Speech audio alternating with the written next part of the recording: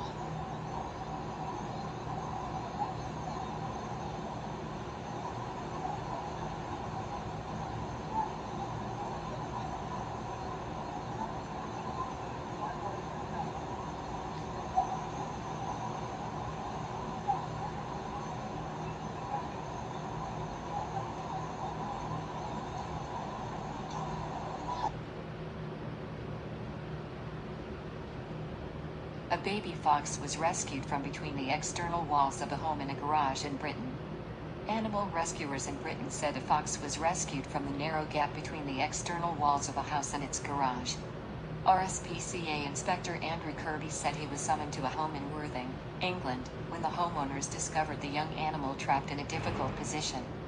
Kirby said, "I suspect she was walking along the top of the wall when she fell into the gap and got stuck.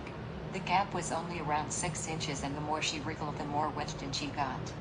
He said the owner of the house managed to make a small hole in the wall and removed a couple of the bricks to reveal her little head, but she was still stuck fast.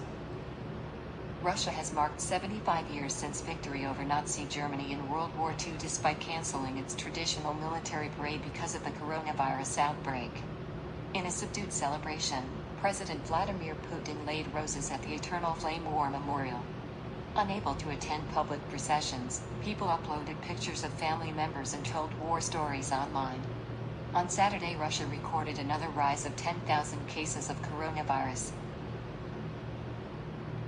The huge commemorations are important features of the calendars of former Soviet countries, which together lost around 26 million people in World War II. Fighter jets flew over Moscow, leading a trail of colors of the Russian flag, and a column of soldiers marched past President Putin at the walls of the Kremlin. State television broadcast a replay of last year's Red Square parade.